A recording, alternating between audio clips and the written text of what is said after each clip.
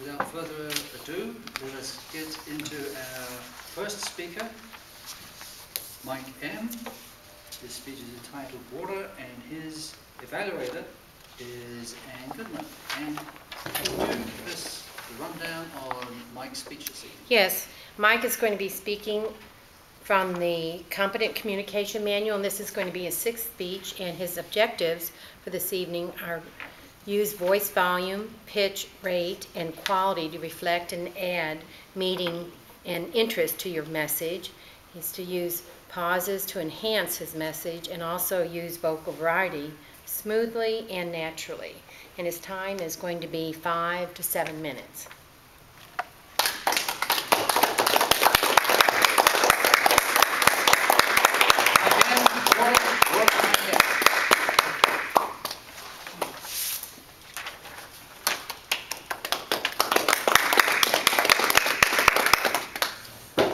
Good evening, Mr. Toastmaster, my fellow Toastmasters, and our welcome guest. The topic of my speech is water. As always, I will start with a trivia question. How much fresh water do you think is contained in our planet Earth? 2%, 2.5%, or 3%?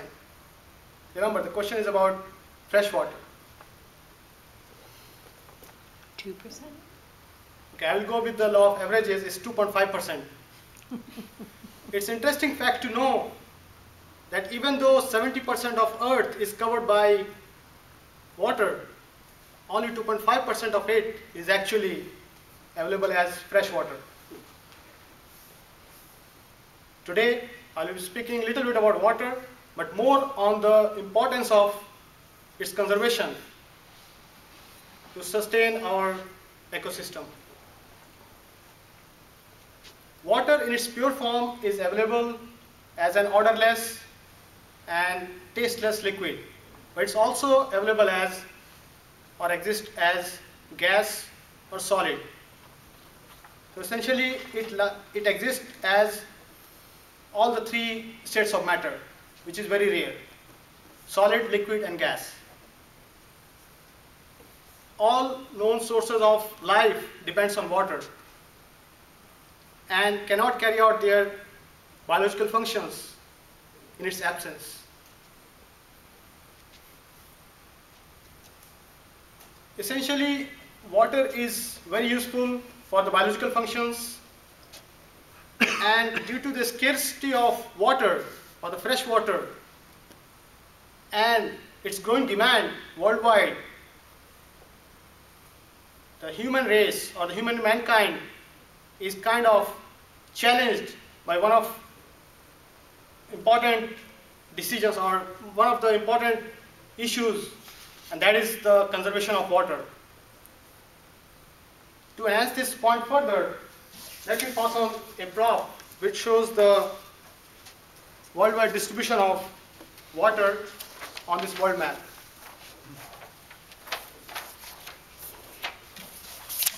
As you all can see, we are fortunate that we are in North America, because that's where we have access to clean water for everyone.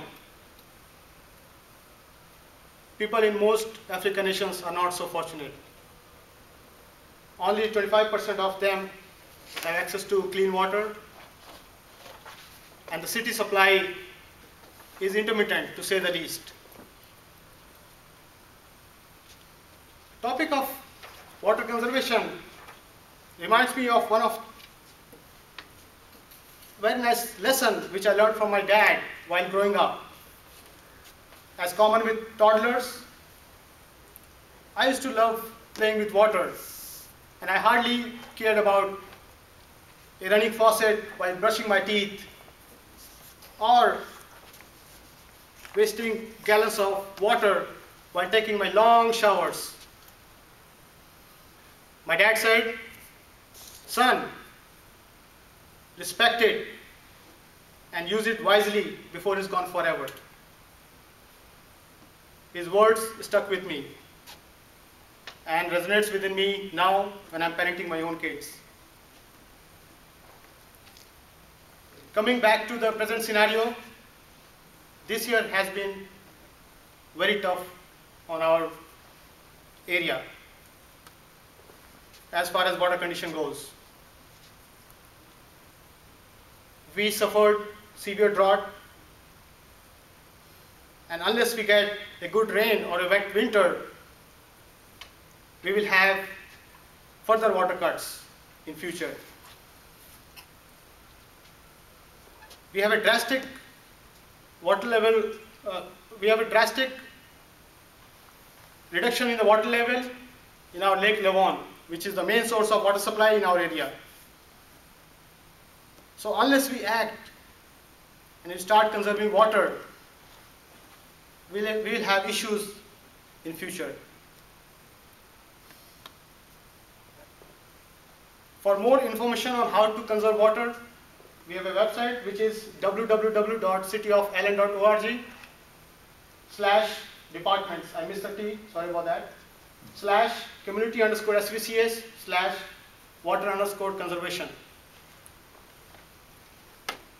Please go through this website, and we have very nice tips to save water or to help conserve the precious fresh water.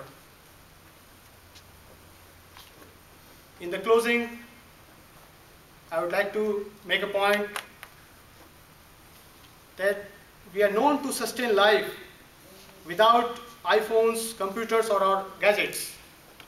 But without water, it will be very hard to sustain even a single day. Life is unthinkable without water. With that, I would like to say to all of you for listening to the speech, and I pass the control back to Mr. Thomas.